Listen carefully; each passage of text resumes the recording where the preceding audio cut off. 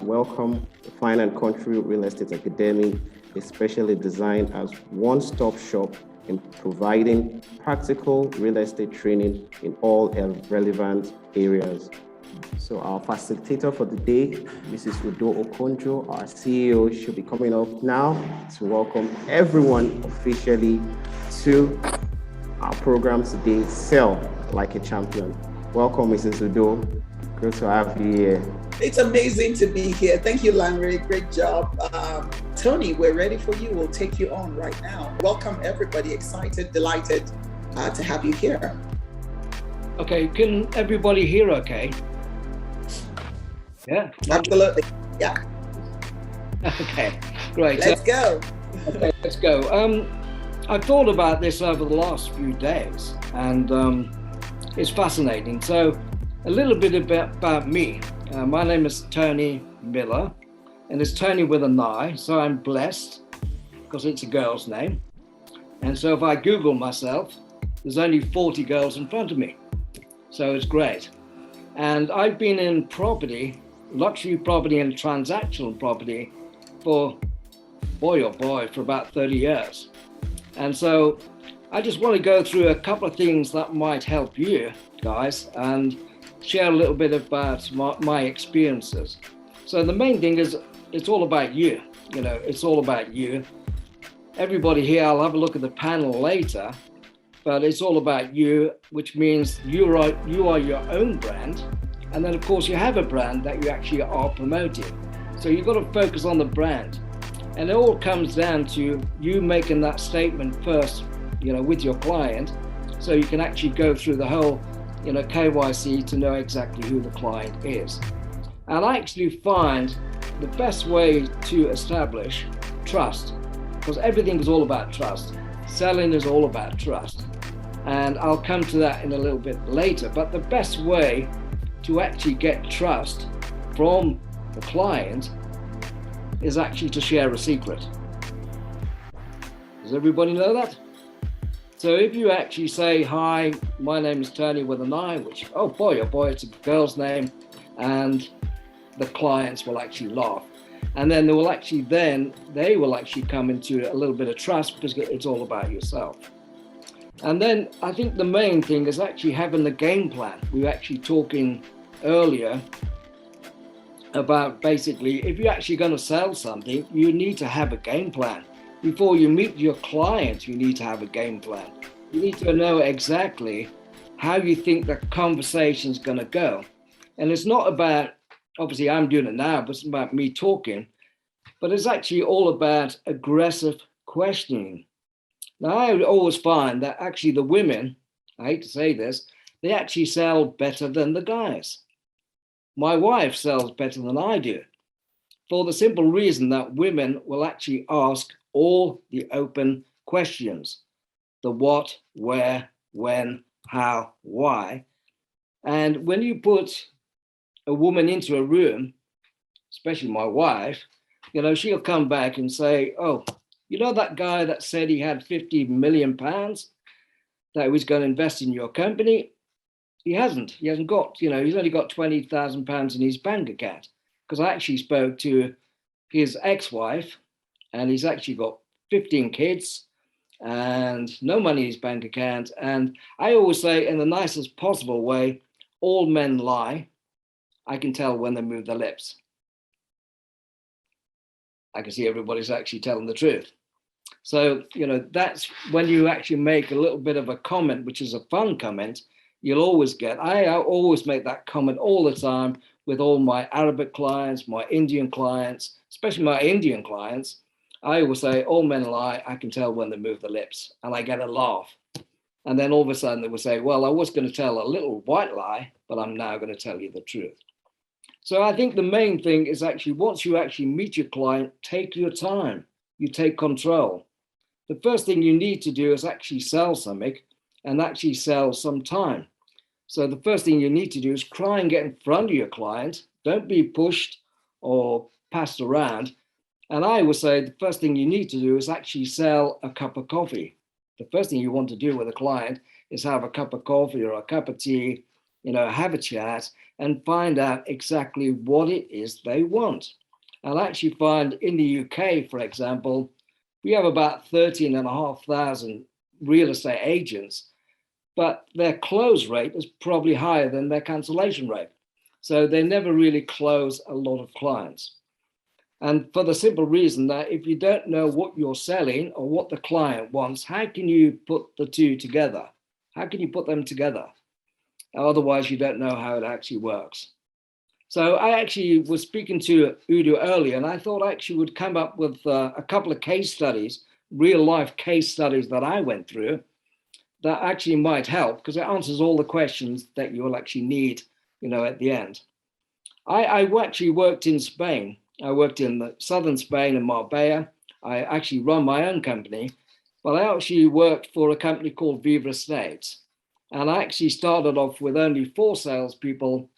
And within 3 years, I finished, before I moved on to my own company, with about 100 plus sales agents and the same, around about 20 telemarketers and 10 branches.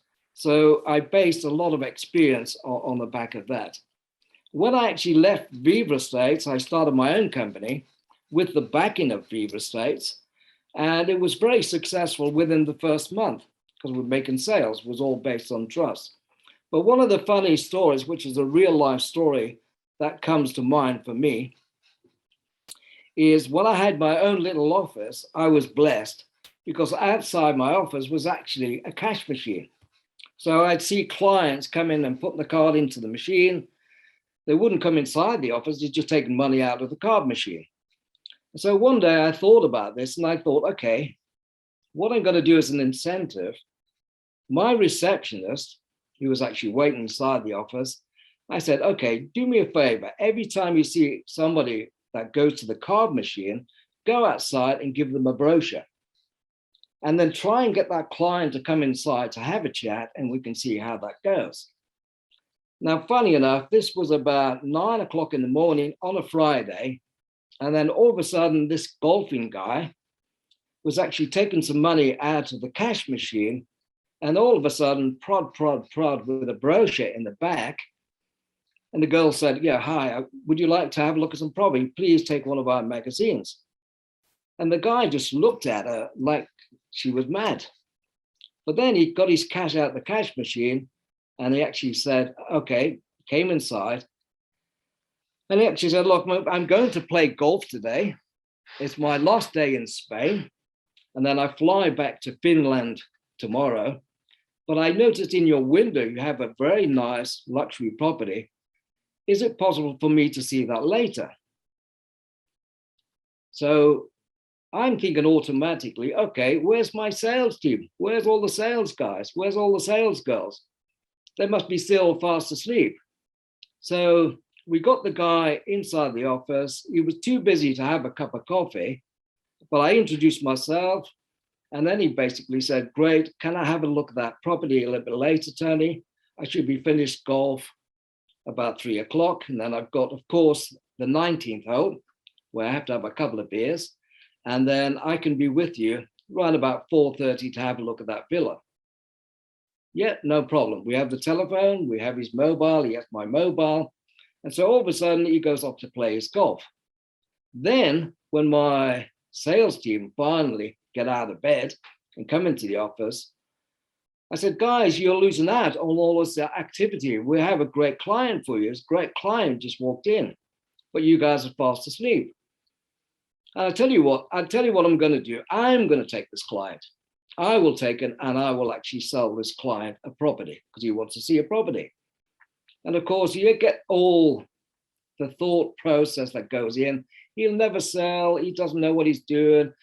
He doesn't know who the client is. The client's going back home tomorrow. It's never going to happen. So then I was a little bit rusty in my area. So I had to then go out and find another 2 properties because I thought, okay, I need to show at least 3 properties, for this guy to actually go ahead. Now, sure enough, he actually turned up late. He was stuck in the 19th hole. So by the time he arrived with his wife and 2 friends, they came in the car and actually said, which is sharing a secret and a bit of honesty, I said, guys, okay, I know you're a little bit late, but that's no problem at all.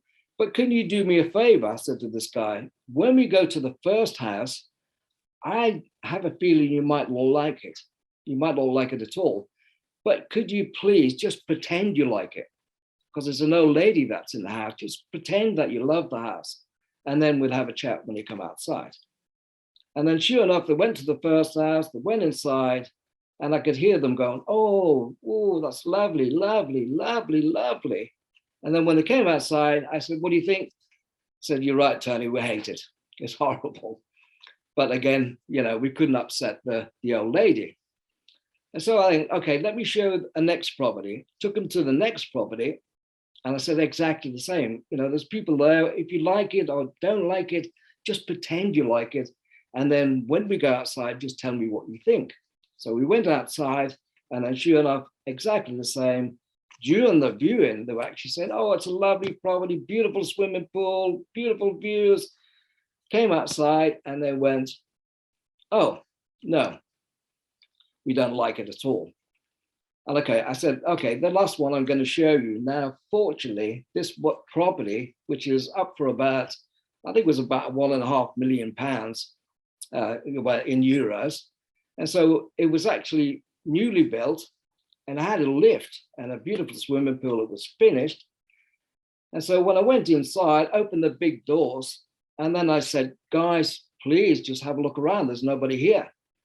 And then as they walking around, I could see them. This wasn't predicted, saying, wow, oh, this is beautiful. This is fantastic. Wow, it's got a lift. It's got a swimming pool. It's brand new. It's great.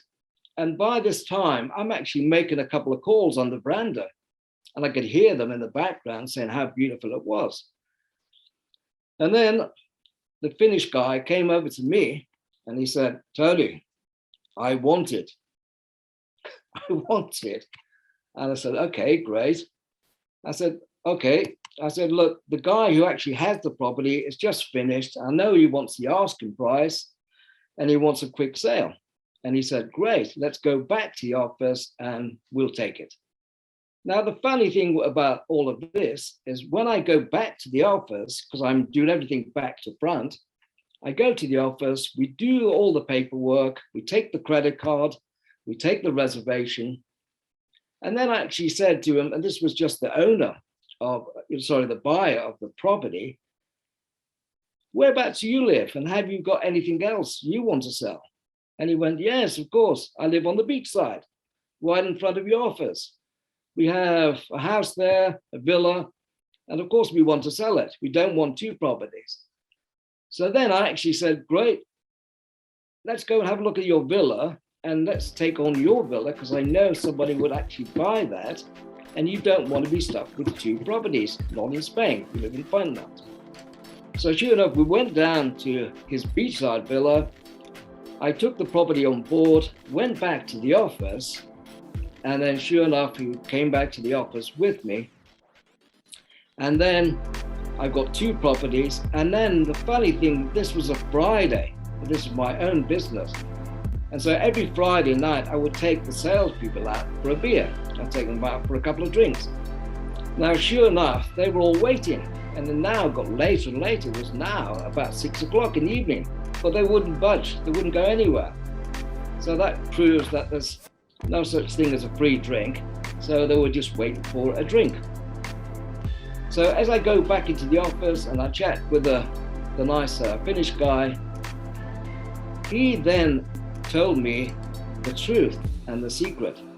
And he actually said, Tony, when I was actually going to get some cash out of the cash machine, I was going to get the money out to actually put that money on a deposit on another property. And then your girl in the office poked me in the back, with a brochure, which got my attention. So I got the money for the deposit, and then I come into your office, play golf, and then lo and behold, we bought another property, which we bought through you. Now, the funny thing about that one, I said, please, could you come and tell my sales prevention team that story? And he did. He walked out and he actually went, I was just taking the money out of the cash machine to put it down on another property. And then sure enough, I get a poke in the back. And then I actually went to see this property, and I've just bought the property from Tony. And actually I have another property for sale. Now, I know you guys are going to address this somewhere down the line, but in Spain, in that particular time, and in this day and age now, we were actually working on 7.5% commission. So that's a reasonable fee. So I said, okay, well, I'm the salesperson. Rather than paying away the sales commission, I will just make that sales commission for myself, as well as, I'm running the business. And so I think automatically, for me, it was actually £40,000, 40,000 euros, for 3 hours work. So I think it was actually a great story, but it actually just goes to show that you can't judge a book by its cover. You never know what's going to happen in this lifetime, but you do need to stay with a game plan.